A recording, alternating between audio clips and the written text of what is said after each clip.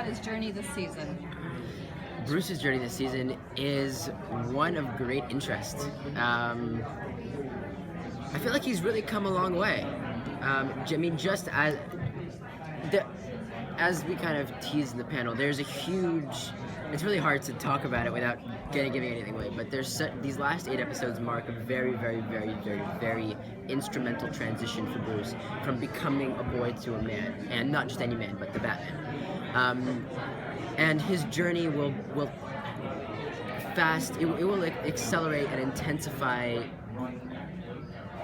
years beyond what it has any right to do, just in these last 8 episodes, and it's going to be incredibly major. And I think as of now, even with what's aired, that's what's coming. But I think even with what's aired, Bruce has come a very long way.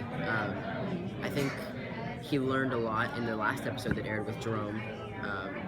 One of the things that I really love about that episode is that Bruce had. I feel like if this happened to Bruce maybe a year before it did happen to him, this whole Jerome kidnapping ordeal, I feel like when he had the chance to escape, because he initially was Jerome's victim, and he had a chance to escape. He escaped the cannon, he got out of his handcuffs, and he could have left. He could have just gotten out of there and went home. But he didn't, and he stayed behind to teach Jerome a lesson. And I think that taught me, just reading that, and I think it was a lesson for. I don't think if this happened a year ago to Bruce, I don't think he would have done that. I think he would have just left.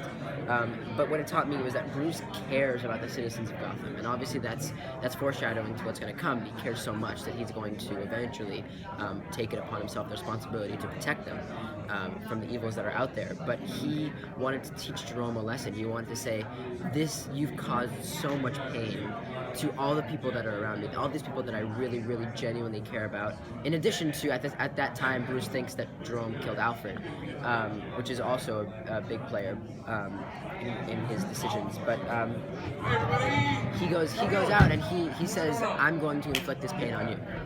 Anyway, that's my rant. That was awesome. So I guess you knew it was coming since day one, but as the show gets darker, how is that for you, kind of playing these darker things? And I know you play 2 characters now, so what's that so dark in one, kind of a little bit brighter in the other? Yeah, they're both pretty dark. It's a dark show. There's no light in Gotham. Yeah, I mean, I feel like walking into the show as a newly turned 13-year-old boy, stepping into the role of Bruce Wayne, I feel like, luckily, I was under a surprisingly little amount of pressure. Looking back on it now, I feel like my teenage years have made me so self-conscious that I would have been terrified to start this at this age. But when I was 13, I was like, yeah, I can do this easy. Just in a TV show. But it's not. That's the thing. It's such an iconic character. And I'm so glad that, I don't know, I'm just so glad that I didn't feel so nervous to step into this. Yeah, but I mean, I feel like it's special. I feel really, really blessed to be the age that I am, and to have a role that's so, not just from an actor's standpoint, beautifully challenging, but a role that is so dynamic and has so many layers. And you hear a lot of people say, "Oh yeah, my role is so many layers," but Bruce Wayne, it really, really does.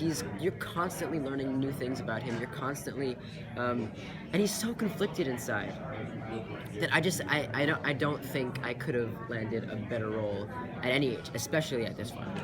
Now, real quick, every actor puts themselves into aspects of the role. What aspects of yourself go into being Bruce Wayne? It's a great question. I mean, I feel like I would be arrogant in saying that I can relate to him in any way, because I, thank God, can't.